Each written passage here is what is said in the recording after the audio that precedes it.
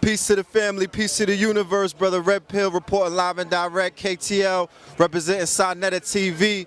We are out here on the streets of Harlem, USA with a certified, bona fide legend in the game. I'm talking about all games, hip hop, the culture, the conscious community, oh, you name it, everything, all of the above. The wonderful duo, the power couple, my brother, Professor Griff, and the goddess, Zaza Ali. I came a long way from out of control to keeping my cool, elevating my soul. Give thanks, but don't get it twisted. I cut that devil head off. Ain't nothing to it. I cut that devil head off. That ain't my goal. I'm all about love, elevating my soul. Give thanks, but don't get it twisted. I cut that devil head off. Just like I cut that devil head off. This a dedication to these Caucasians, thinking I forgot about them African invasions. Got us looking forward to our own extermination, thinking we accepted if we Shriners or we Masons. Weapons in the SonettaTV.com, where you can get all your news, information, up to date what's going on. And I just like to say, we know red pill, blue pill. I fill out my application. I want to be the green pill. So no, can I be the black pill? I'll be the. Oh, he's the black pill. Oh yeah, all right, yeah, man, go green. No doubt. Briefly, Sister Zaza, is this your first time in New York? This is your first time in the town? How does it feel? I'm loving it. I'm digging it. I'm feeling the energy. I'm feeling the culture. Always wanted to come see Sonetta right here on 125th Street. But I got much love for Sonetta. Definitely appreciate you bringing the culture and being a vessel for our people to be studious and to see what's going on. No doubt. We all applaud the evolution of Sonetta. You know what I'm talking about? You know what I mean? You know, the brother. We all are evolving. You're on the forefront now. You know, no, I would say that because inside of the community we have a lot of frontline, excuse me? We have a lot of look, we could turn this into a battle royal out here. White people, crackers talk about what we shooting. We have a lot of frontline shoulders in the community, shining their light, disseminating information, raising our people up from a dead state. But what we don't have a lot of, unfortunately, is a lot of our sisters speaking truth and speaking fire to the hearts and minds of their sisterhood about what is going on out there, uncompromisingly, unapologetically. You have filled that void. I follow you and Professor Griff's broadcast that you've been doing with our brother Rich. I listen to your radio show, and I'm just saying that you are at the forefront of the movement. You are the face now of, you're like the new Sister Soldier for us. I'm just saying. And that's very important. What's your question, brother Long? Look, brother Long Wind is exactly, yeah, I'm the new Long Wind. Indeed, because we got a lot to talk about. I just want to know, how does it feel? And what invigorated you and what gave you the passion to step up and step out there onto this battlefield? Well, coming from Oakland, California, I definitely am standing on the shoulders of the Black Panther Party. I grew up in that element. Also, I'm standing on the shoulders of a lot of sisters that came before me. Sister Joy DeGruy right now, Dr. Frances Cress Welsing, Sister Ava Muhammad, Sister Tanetta Muhammad. There are sisters that are among us that are doing this work. But you know, all the way back from Pharaoh Hatshepsut, to Ida B. Wells, to Sojourner Truth. I'm standing on the shoulders of all of those sisters, and it's just looking at the plight of our people and being a student of history as well as a student of our condition today. I would die if I wasn't able to serve our people. You know what I'm saying? So here I stand. What do you feel is needed from our sisters out there that are sitting back? They may be sitting on some information. They may be sitting on, you know, they may have a passion to get out there, but they may have a certain kind of fear or a certain kind of doubt as to what it is that the community may accept them or what it is that the community may need. They might not even think that they're needed because they see a lot of people out there doing their thing already. What would be your advice to that, the young Zaza that's sitting back right now watching the video, saying to herself, what is it going to take for me to get out there and do what it is that I have to do?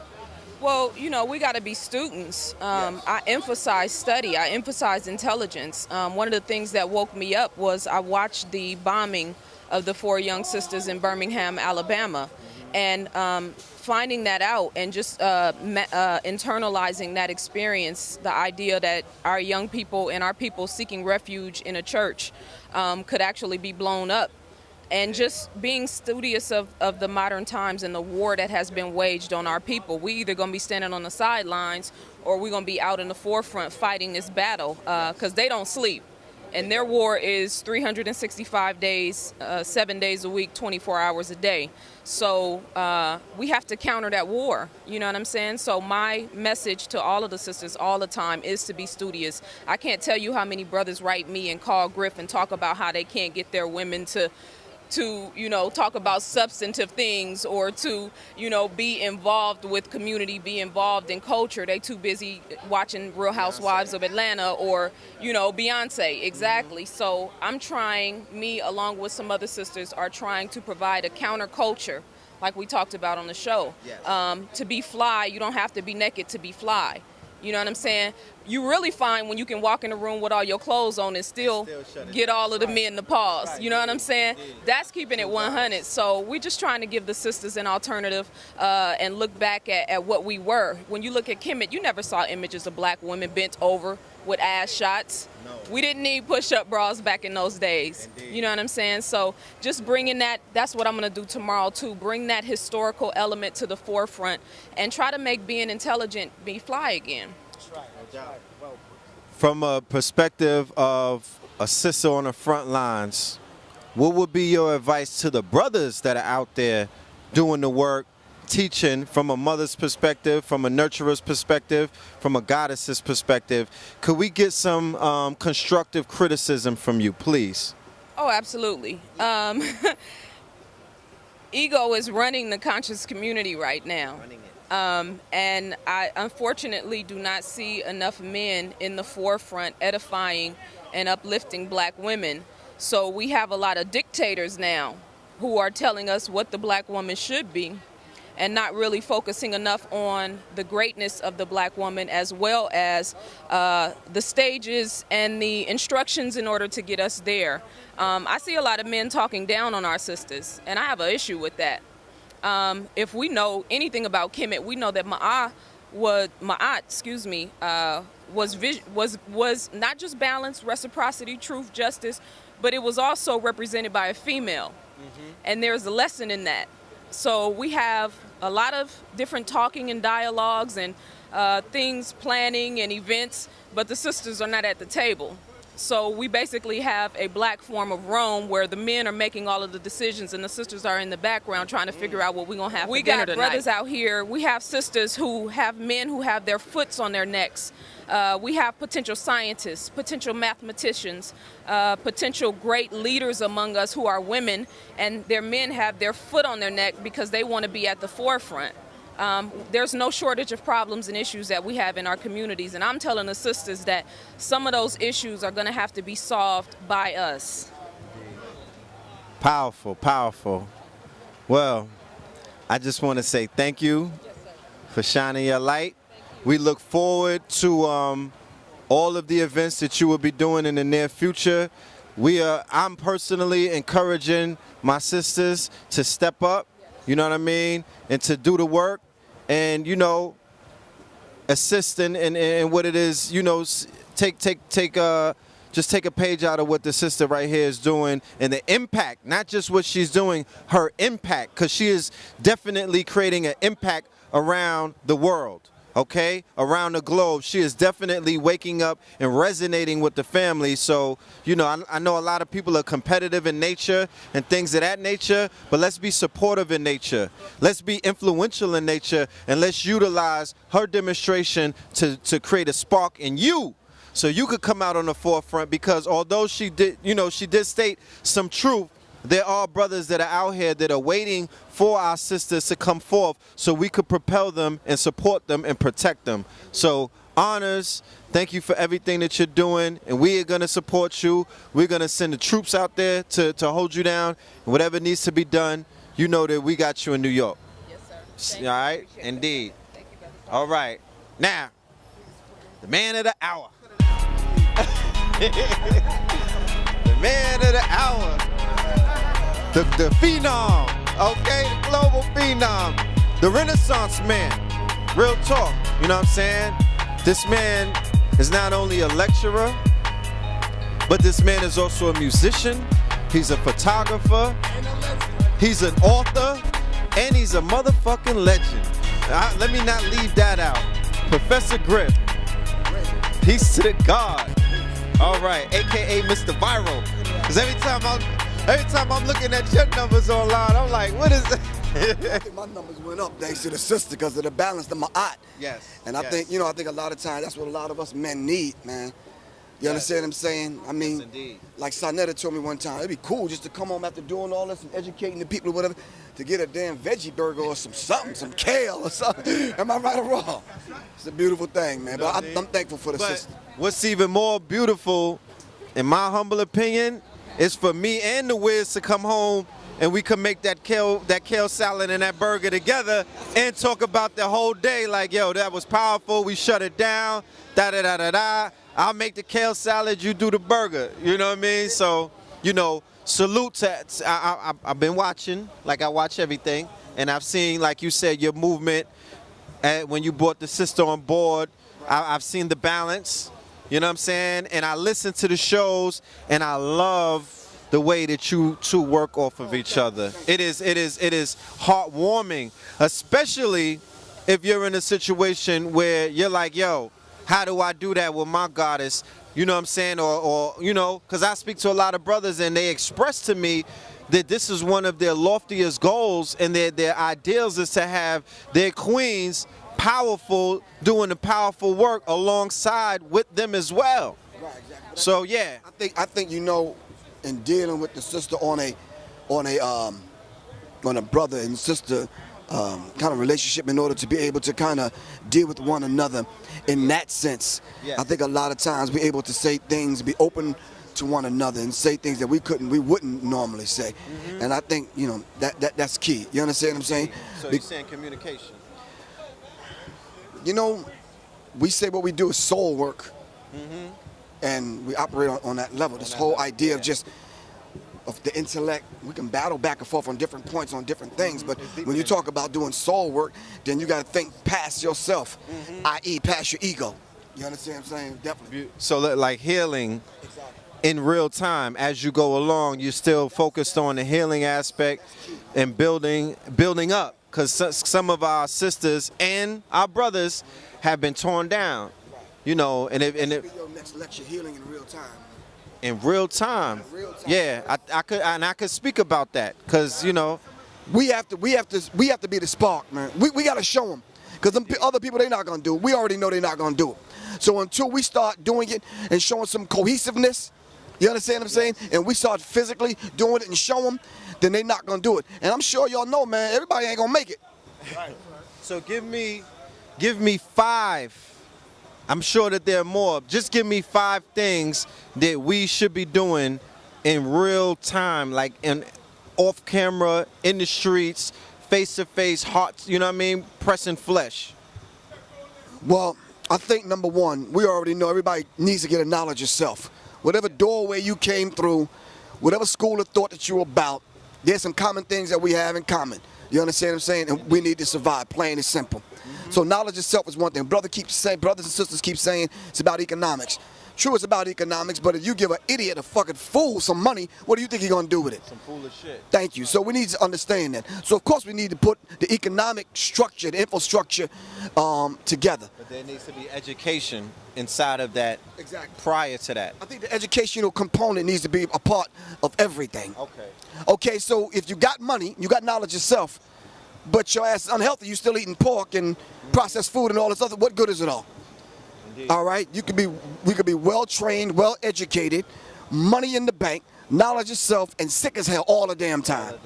All right, so we need to understand some basic things that all of us need to do regardless of the school of thought that we're from. I think a lot of us in doing that, and this is not probably the third or the fourth one, but I think we need to get past the ego. And I think Zaza spoke to that.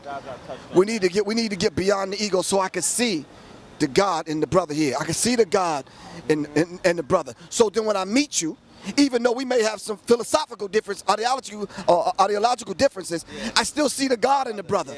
You understand? And then add on to what the brother's saying. The things that I think that's not quite right about the brother's teaching, why don't I just put that aside for a minute and focus in on the positive things that the brother has to offer and then build on it. Do you understand what I'm saying? And I think that's where we need to be headed right now. And then do exactly what the most honorable Elijah Muhammad and other leaders have came forth and taught us. We need some land that we can call our own. Land is the basics of economic freedom. So we can talk all this madness we want to. If the cracker signed a piece of paper in the legislation downtown, he could wipe all this out. It won't let nobody up on the block. Plain and simple. And I think that's real. We've been doing festivals. We just did the one in Brooklyn last week. I ain't want to leave. Sunday came, I got kind of depressed. We did Malcolm X Fest. When it was raining on Sunday, I was depressed because I was like, I need to be amongst my people. I needed that energy. And all that was a park. Both places, a public park. Not mad acres, like just a public park. Like when you go back to Malcolm X Park in Atlanta after the fest, it's a dog park. They walking dogs and doing pull-ups. So if we could turn a piece of a park, a public park, into an area, open air market, where we're coming together, it's not just getting money. This is communal. The babies were playing. People were meeting their wives. Sisters were meeting their husbands. I'm seeing people that I didn't see 10 years ago. They woke up, you know what I mean? They're coming back to life. You know, so it was a demonstration, and it's like the brother was saying, if we have a piece of land where I could say, yo, in August, I'm taking my family to the land for a month. I'm unplugging, I'm off the matrix, I'm gonna go put my hands in the dirt, I'm gonna build, I'm gonna learn, I'm gonna teach. You understand what I'm saying? I'm gonna raise my children. That right there will propel us a lot further forward. The brothers are scattered all over the world. I'm sure you get the emails. Yeah, but we have a common thread that runs through us. But with that common thread, can I ask a question just kind of like off subject? With all of this consciousness going on with all of the people, especially the energy grid here on 125th Street, right across the street from the Apollo, do we have the power among the consciousness to stop these people from dropping these chemtrails down on us, these particles coming from these chemtrails?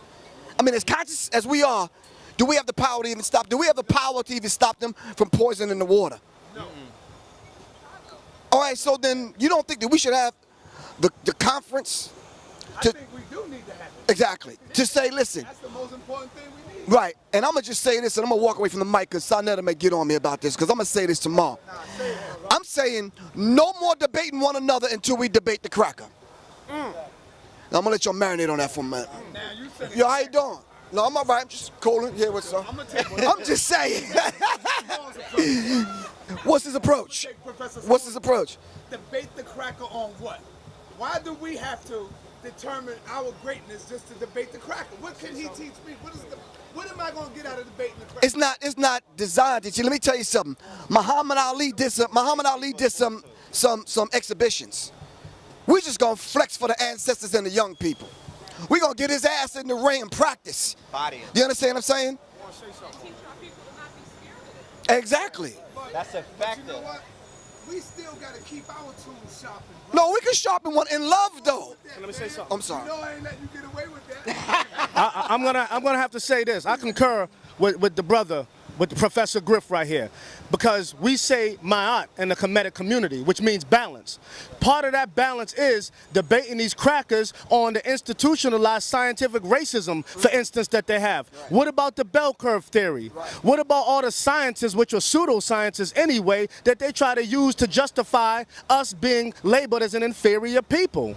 Okay? Why don't we challenge the white Jew on his concept and idea of Judaism? I would like to see the Hebrew Israelites battle a battle an Israeli. Again, I would like to, why I concur with what the brother Professor Griff right here said is, in the conscious community, we need to have balance. When we say ma'at, we need to balance out our debates, our intellectual discourses and disagreements, okay, on all lines. That means even going into the institutions of academia, the ivory halls of scholarship where the white so-called professors are at, like Dr. Khalid Abdul Muhammad did, okay?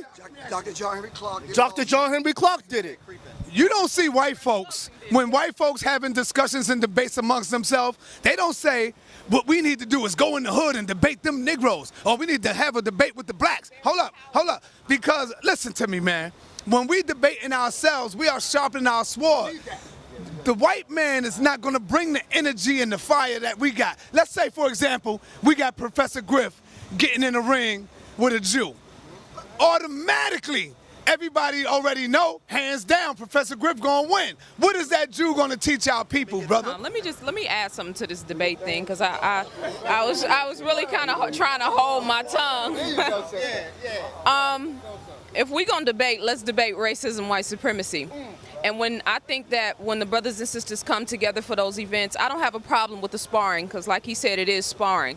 My issue is that we're not bringing to the forefront the real issues that our people need to understand, like fluoridated water being directly diverted to certain neighborhoods in Chicago, and then this past weekend we see that 82 people got shot. How many people got killed? You see all of the violences, it's a line.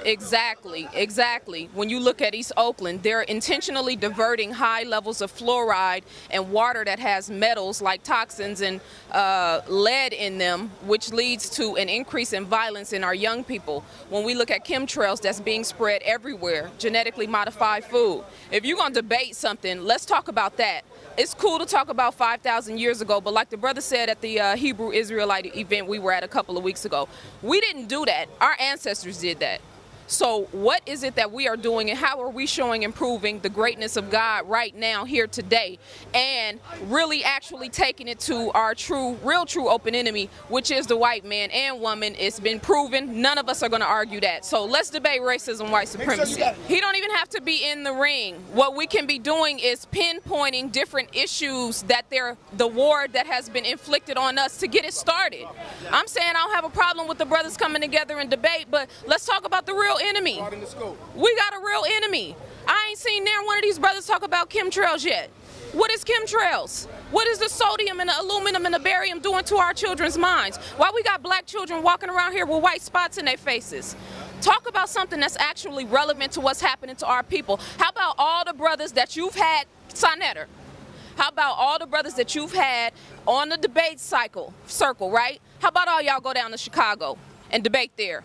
Let's talk about the killing in the inner city. Let's talk about the 82 shootings that just happened a week ago. Let's talk about that, something that really matters to our young people, so we can show them what being intelligent and being brave and being courageous actually looks like. Not from YouTube. I'm talking about in Chicago, in the heart of the ghetto. Let's do that. Then we could talk. What she said. What she said. All right? What she just said. Everything she just said. You dig it?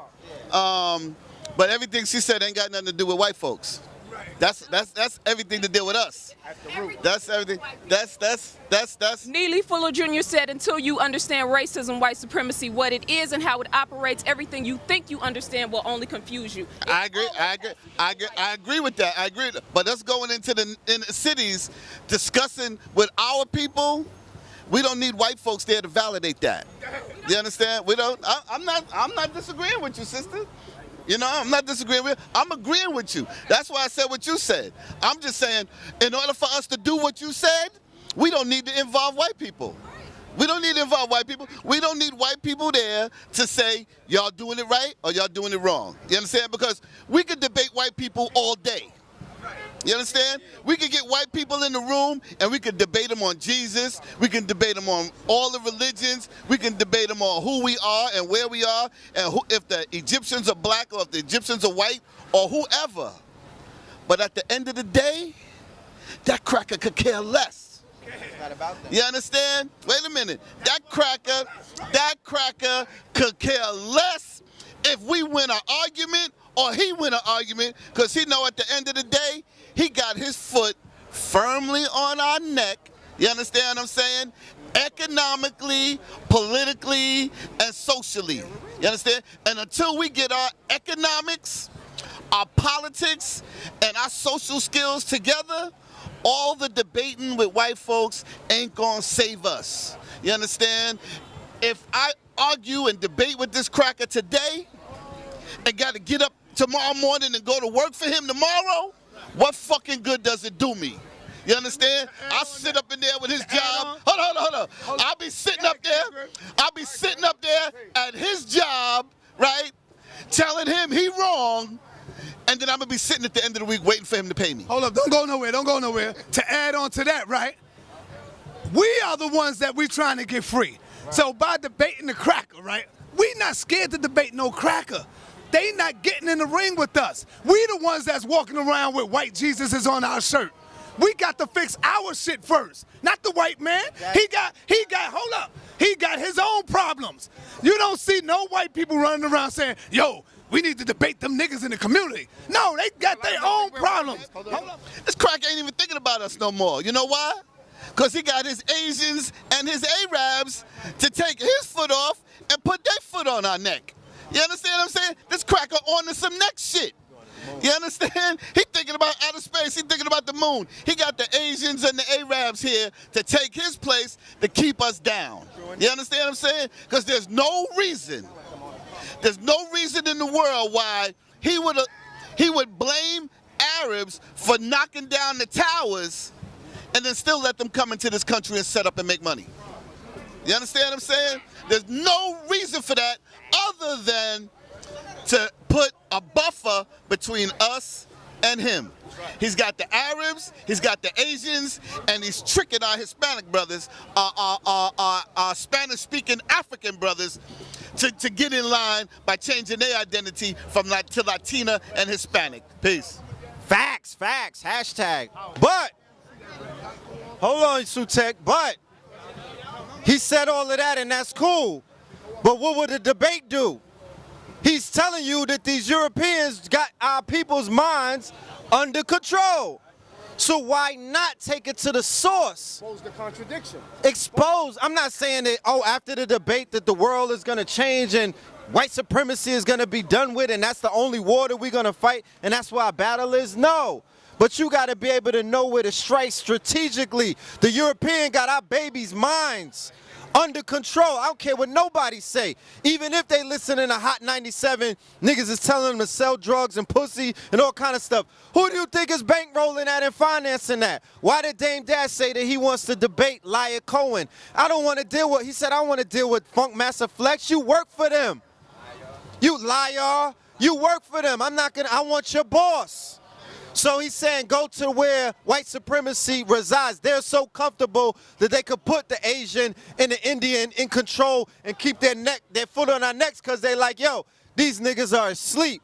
So all I'm saying is we got to bomb first. We got to come with the information and bomb on that because their falsehoods cannot stand the light. That's all I'm saying. So niggas sound scared to me. Straight like that. Because they have measures intact and they have stratagems and planned for us. AIDS didn't come out of nowhere. It came out of after the Global 2000 report. Go Google the Global 2000 report, which came up under the RAND, which is the research and development component of the American think tank, okay, which was perpetuated by, it wasn't Ford, which was the President Carter administration, and look at the dynamics of what they were going to use for social control and for the depopulation of melanated people. The music that you listen to and why the message is so negative and why it gets so much attention and the Jew at the root of the control of that is something that needs to be exposed. These are things that you can't factor out and leave alone because the white man's not blatant you calling you a nigga no more. You have to look at the deception and get to the root of it and pull it out by its root. That's all we're saying. So, and it's not about just debating white people for the debating them for the sake of debating them. They still have a stronghold on our people's minds, subconsciously, intellectually, culturally, okay? Spiritually, which ties into all that, like the brother just said right here. And we have to expose those contradictions to ensure our self-preservation as a people. Without doing that, we are cutting ourselves short. All right? So to add, the brother right here is gonna add back on. Drop a gem on him, please. Peace. Death to the Negro. Check it out. We're under the impression that white supremacy was designed solely for black people. But it wasn't. You understand what I'm saying? The motherfucking Japanese, the Chinese, the Koreans, you understand? Any other ethnic group other than white, that's what white supremacy was designed for. Now, did the Japanese debate white folks to get the yoke of white supremacy off their ass? Hell no. Did the motherfucking Chinese debate white people to get the yoke of white supremacy from around their neck? Hell no. And check it out. The European made junkies out of half of China with their own crops. Look up the Opium Wars. You understand what I'm saying? They turned half of China into junkies with the Opium Wars. Now, You want to say something real quick. Go ahead, hold the mic. there ain't no quick shit with this dude. What? All I'm saying is, why did Malcolm debate white folks? Why did Khaled debate white folks? Why did Henry Clark debate? All right. Yo, the brother made a very, very valid point. That Khalid debated white people, Dr. Ben debated white people. I even think Marcus Garvey might have debated white people. That was in the 1960s, right? This is like 50 years later, and we still fucked up. So, hold on. So debating the Caucasian wasn't the issue. We did that, and it ain't solve a problem for us. You understand what I'm saying? Right? We started debating each other to compare. The Christians say this. The Kemetic people say that. Let's compare what we thinking. Because that's what's, hold on. That's what's separating us. The white man ain't separating us. It's all our different ideologies that's separating us. So what we got to do is compare our ideologies to see what is similar and what is dissimilar. You understand what I'm saying? So let me finish. But you know what, Sutek? You know what? I don't want me to get it. Hold up, Sutek, listen. What it is, Sutek, is that most of us still have our heads up the cracker's ass that we really don't want to let him go. We want to bring him back in. Listen, we still got our heads so far up the cracker ass. When we try to get away from him, we still want to pull him in. Let's debate the cracker. What the hell do I want to debate the beast? We all know he the beast. Let me just drop Let me just drop this one last jewel, right? When the Confederate troops, when the Union troops came into the South to let the slaves know the war is over, Emancipation Proclamation been signed, y'all niggas is free. Y'all could go ahead. The field niggas said they packed their shit and headed north. Them house niggas said, I ain't going nowhere. I'm staying right here. You understand? And help master rebuild. You dig it? So the point is, my point is that you got Negroes out here.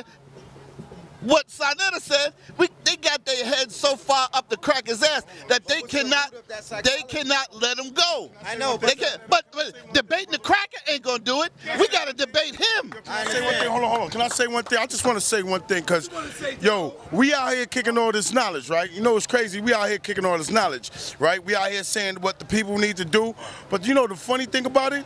Yo, look into these households, man. These kids is fatherless, man. Where the fathers at? Where the men at in the house, man? Where the men to instill this inside them? First, we got to start there. Ain't no results of the war. Listen.